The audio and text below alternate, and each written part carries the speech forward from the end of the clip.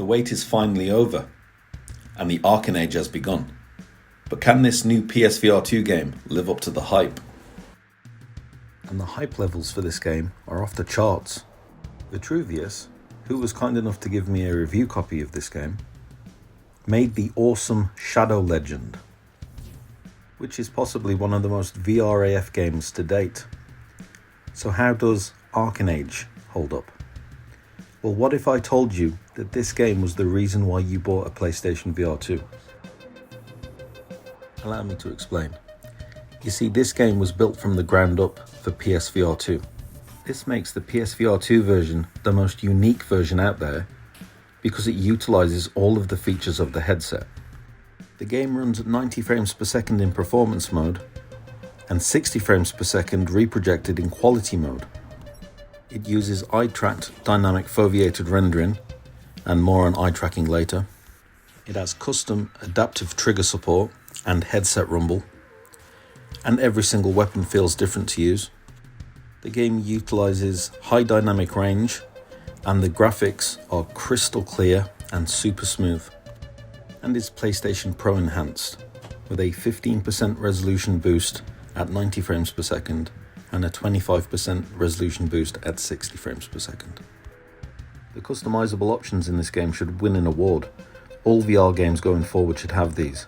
You can change everything from the yaw and pitch of the guns to individual comfort settings for certain actions like swimming and crouching.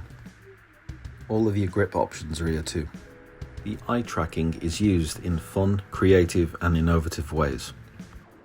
From subtle ways, like a slight aim assist when you're throwing a grenade, it'll go exactly where you want it to go. There's the Hyperion God Axe, where you throw the axe head out and it hits the target you're looking at and then returns back to the axe. And then there's my personal favourite use. The eye tracking is engaged when you close one eye in real life to look down a sniper scope. It's so satisfying to get a headshot this way. And this has some really satisfying combat. This has physics-based melee combat. You can parry, you can slash, you can stab. There's full dismemberment. It also has two guns, a light gun and a heavy gun.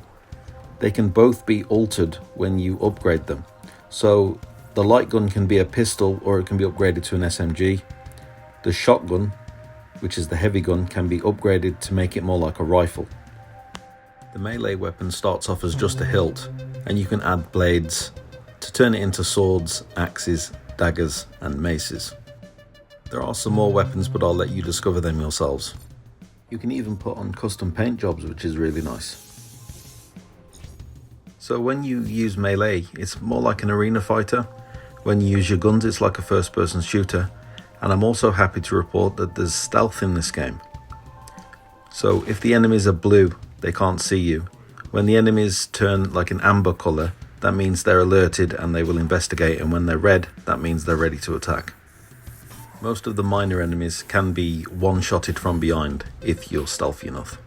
And you can switch and change your tactics on the fly at your will. You see, this game is quite open-ended with the combat and the exploration. The enemy AI is good. They will, if they're close enough to you, attack you with swords. If they're far enough away, they'll shoot you. They will attempt to flank you, they will take cover. They've also got some special abilities. They throw vines at you and pull you over to them, like Scorpion from Mortal Kombat. Or they trap you and you have to slash out of them with your sword. In addition to the flawless and crystal clear graphics, the art style here is phenomenal. The sci-fi and fantasy mix is incredible.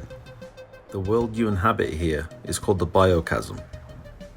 It was constructed by an autonomous AI using uploaded human memories. This is why it has a medieval yet futuristic theme. You'll see castles, but in those castles there'll be circuit boards and wires. It's a very nice mix. You may have noticed that you play as a three-fingered alien. It's actually a human consciousness, that's you the player, being uploaded into an avatar. So it is like the movie Avatar, except you're not being held hostage in a cinema for 4 hours. And while you inhabit this avatar, the world is your oyster. You can run, jump, climb, swim, and at the risk of sounding like a country and western singer, you can climb the highest mountain and swim the deepest sea while you're in this avatar. And the size and scope of some of the areas here in the biochasm is truly breathtaking. From the vast open areas to the tight corridors and the factories to even underwater tunnels. And the 3D audio is incredible too. The music is a nice mix of medieval and synthesizer beats, and there's ambient noises like electrical humming and enemy placement due to footsteps or when they're attacking you. You can hear them from whichever direction they are coming from. To try and pinpoint exactly what this type of game is difficult. I think at its heart, it's an action RPG with some Metroidvania elements to it. Every biome has main quests and side quests. In addition to that, there are a ton of collectibles. And the collectibles are not just ticking off a check sheet either, they are useful items that you'll need on your journey. It does encourage you to try and explore every inch of the maps. The main campaign is said to be 15 hours long, but if you're like me, a completionist, you'll want to spend a few more hours looking for all those collectibles. I was at least 10 hours into my first playthrough before I'd even faced my first boss. And there are some epic and challenging boss fights. I can highly recommend this game to you. This game is so much fun. Every time I've put it on, I haven't wanted to stop playing. The first time I started playing it, the only reason I took it off was to charge my Sense controllers. To have a game that utilizes every single feature of the PlayStation VR2, and for it to look this good, this is a AAA game. See, we're only in January of 2025, and I can already see that 2025 is going to be a good year for VR because of this game. There is so much more to Arken Age that even I've mentioned here. I simply don't want to ruin any of the good surprises for any of the players out there. I don't usually give ratings in my reviews, but if I did, I would probably give this one 10 out of 10.